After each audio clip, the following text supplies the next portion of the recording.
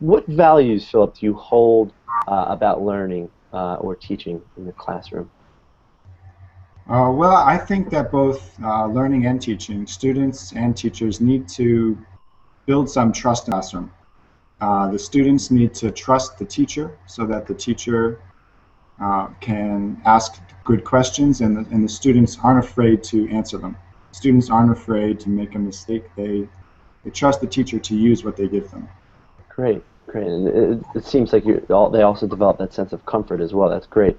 Um, Philip, what would you say good teaching looks like to you? How can you what does good teaching appear?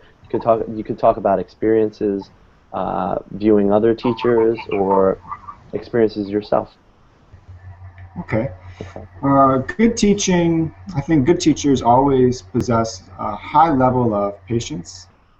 Teaching is a very fun job, but it's also sometimes frustrating. So having patience to be able to take the time and help all students is very important. And along with patience comes fairness. Is At the end of the class, all the students should feel like they were treated fairly, and they all had a good chance to answer and share their ideas. Phil, that's a great point because I feel like for new teachers especially, it's hard to find that balance, between students. Especially, I've heard so many teachers say, "Oh, well, this one student's so cute, I can't stand it," or especially if you have the little ones, or "Oh, this student's really funny," and it's yeah, that's an excellent point. Appreciate that. Phil, one more question for you. I will ask you, what is something you've learned about teaching real world experience? That's what I wanted to ask you. Okay.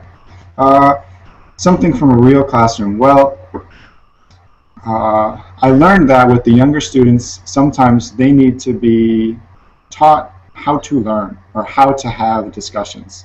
So when they're younger, you have to kind of guide them into how to reply and how to make a discussion. And then I've also taught older students who already know how to have discussions. So then you get to guide them in exploration. You get to kind of push them in the right direction, let them explore their own thoughts. And it's not all about me doing the teaching, it's about them kind of creating their own conversations. It's wonderful. It's a very student-centered approach. I think that's wonderful approach. Thank you so much. Well, that was Philip Del Torto. Thank you so much for your time, Philip. It was an absolute pleasure. Thank you so much.